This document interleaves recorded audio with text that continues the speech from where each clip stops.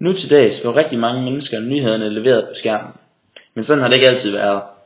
I gamle dage, før de første egentlige journalister, fungerede aviserne som talerør for partierne. I starten af 1900-tallet ændrede aviserne sig fra at være partiaviser til nyhedsaviser, der berettede om dagens hændelser. Opfinderne af fjernsynets anstrengelser blev ikke mødt med nogen form for respekt. Faktisk blev de begge mødt med latterliggørelse og ligegyldighed til at begynde med. En artikel fra den britiske avis British Journal Nature skrev, at fjernsynet var muligt at lave, men at det var spild af tid, fordi man simpelthen ikke kunne tjene penge på det. På trods af dette fortsatte deres arbejde, og allerede i 1928 var der startet regelmæssige tv-udsendelser. Ikke mange år efter startede det første fjernsynsboom, og tusindvis af seere havde nu investeret i et fjernsyn eller bygget primitivt et selv. Det første nyhedsindslag på fjernsyn var i 1930, mens det første skemalagte nyhedsprogram fandt sted i 1940. Nyhedsprogrammerne begyndte at indtræde i amerikanske hjem i de sene 40'ere med NBC's Camel Newsreel Theater. Alligevel var det Edward Murrow, der blev alment kendt som pioneren af USA's tv-nyheder, i hans ugenlige nyhedsprogram See It Now på CBS. Murrow præsenterede live reportager fra journalister på både øst- og vestkysten af USA, og dermed bandede dem sammen. Det første trin i processen i nyhedsteknologi er, at journalisten får nys om nyheden. Efterfølgende researcher journalisten nyheden og finder ud af, hvad der er sket. Det kan foregå på gerningsstedet i form af interview og filmning eller over telefonen. Herefter skal der udvælges og redigeres billeder og eller video. Til sidst bliver nyheden vist i fjernsynet.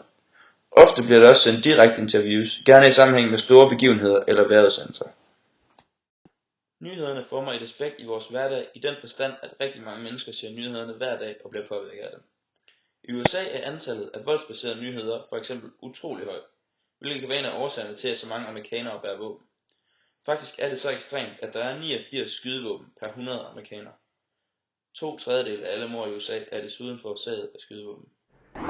Okay, so I'm lower. Now what do I do? The gun is fake, but these Utah teachers fear the threat facing their classrooms is very real.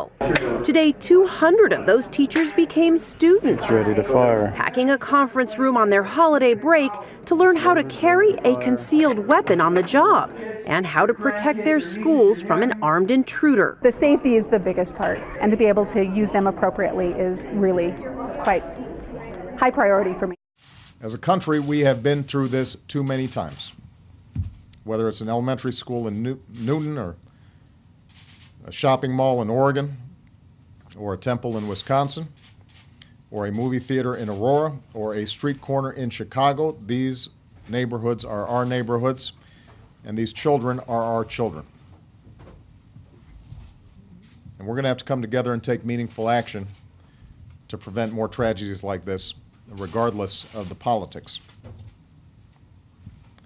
This evening, Michelle and I will do what I know every parent in America will do, which is hug our children a little tighter, and we'll tell them that we love them, and we'll remind each other how deeply we love one another.